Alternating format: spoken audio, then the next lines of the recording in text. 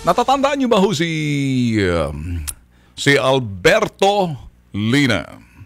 Natatandaan niyo ho ba yung sinasabi ho ni Lina nung araw na yung mga balikbayan boxes na yan ng mga OFW na posibleng pinapasukan nila mga smuggled goods kaya pag medyo tumaas ng halaga ng 10,000 pesos, kinakailang patawan daw ng buwis.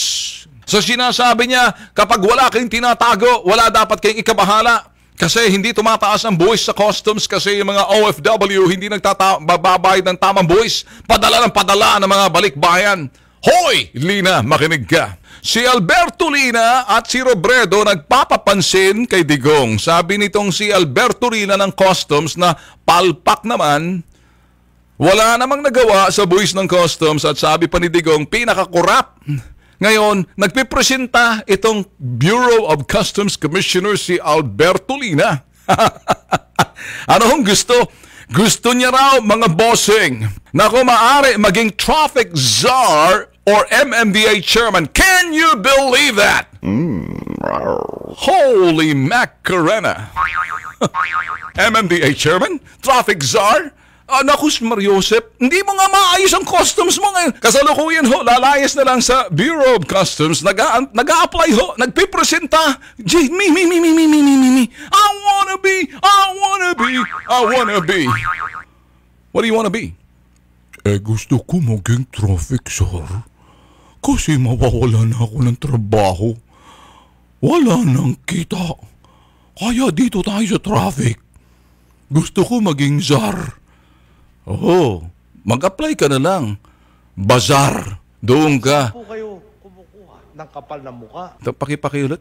Saan po kayo kumukuha ng kapal na mukha? Etong tao mo na nilagay mo sa customs na gustong patawan ng buwis ang mga pobreng OFW na likas sa kabutihan at pagbibigay ng mga regalo sa kanilang pamilya dito sa Pilipinas na sila'y nagtatrabaho sa ibang bansa para sila'y mapagbigay saya sa kanilang pamilya na kahit na paano nagpadala.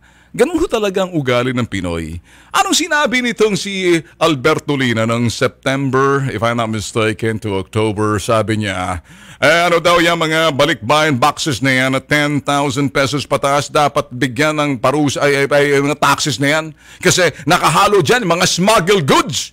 Holy Naku.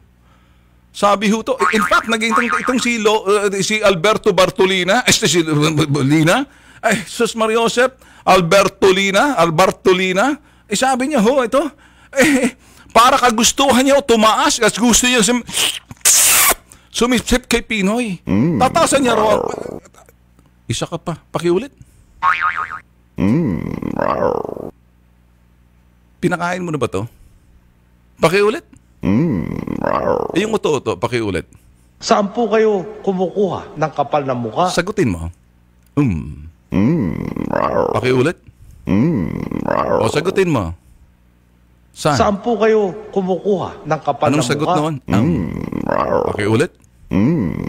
O, pakitanong nga, Pinoy. Saan po kayo kumukuha ng kapal na mukha? Sagutin mo, Lina. Okay, tanong uli kay Pinoy.